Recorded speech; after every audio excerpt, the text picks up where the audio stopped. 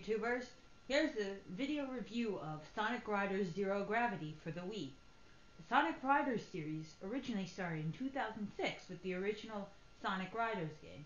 The game was liked by some and hated by a lot of people, but I was one of the fans of the game. So I was excited when this game came out, which is the sequel.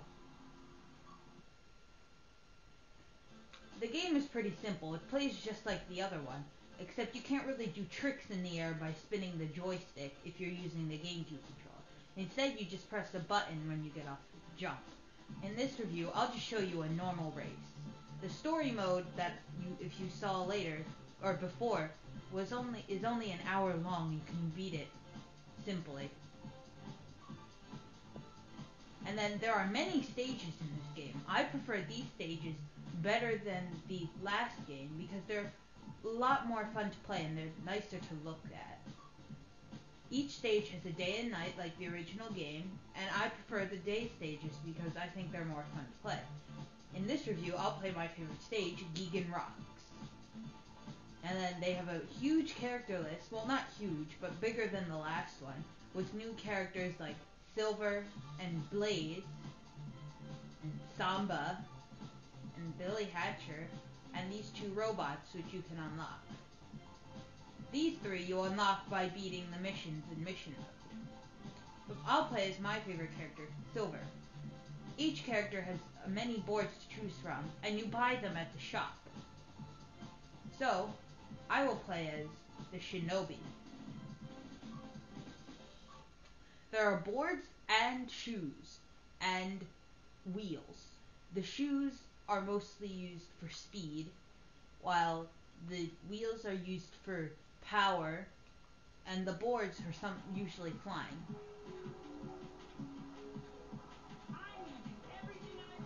You begin the race by moving backwards and then running to the beginning spot.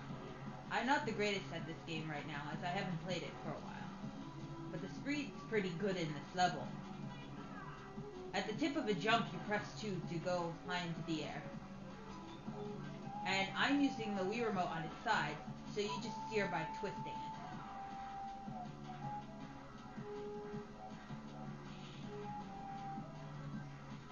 In the original game, you could do tricks off the ramp. Now it just automatically does them for you. See those springs? If you're in a special move, you can get into them. And what I just did is the gravity control. You hold down 1 and twist the Wii remote, slow down time, and use a turning finger. Here it's telling me to lift the remote. When you do this, you turn super fast, and you can move through the level much faster, but it only lasts for a little bit. And then you can press A to change your gear when you have enough frames. Usually the gear will become better or have new abilities.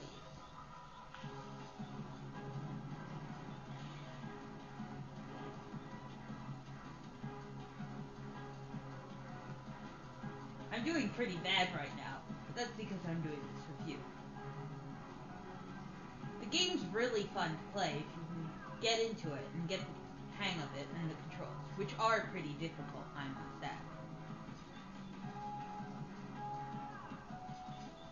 This game is a lot of fun with the multiplayer. Sadly, Wi-Fi wasn't included. Even though the box says Wi-Fi, it's just leaderboards, and it's nothing exciting. I just changed my gear there, and now I'm slowing down time to make a turn faster. There are many items in this game, but I haven't gotten any yet. One of which is the shoe, which speeds you up, or the chain ball, which slows you down. When you're in that mode, you can run into those obstacles like I just did, to go faster and speed up. I'm using a speed shoe, so I can grind specific rails that are marked with a blue light.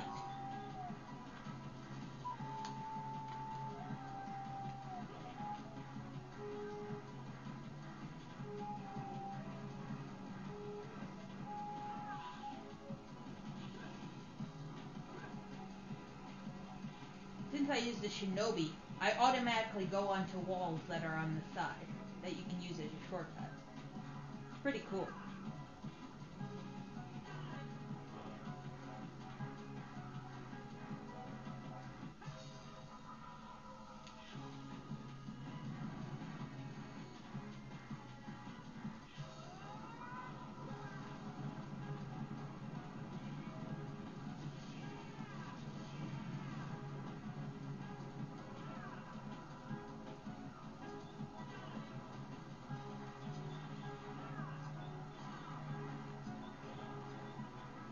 Sometimes there are those air things that were like in the original game that you can do tricks off of, but they don't occur very often. Ha! I did pretty bad and I'm ending in 7th. Normally I can finish first, but I wasn't very good. Then it gives you the time, and then with the rings you collected, they give you a total amount of all the rings that you collected in the level. Right now I have 774 rings.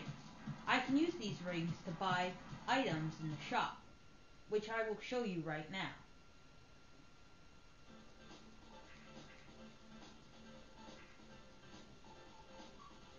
At the shop, which is like in the other game, it has a chow where you can trade in your rings to buy new gear. I have 774 rings, which is enough to allow me to buy the Turbo Star, which I will do. And now I only have 24 rings. But some of the gears, it gives you the stats and everything else. And some of the gears cost really expensive, like 9,200 rings, which takes a while to get. And it gives you the stats and everything that changes when you activate the new gear. There's some pretty cool ones.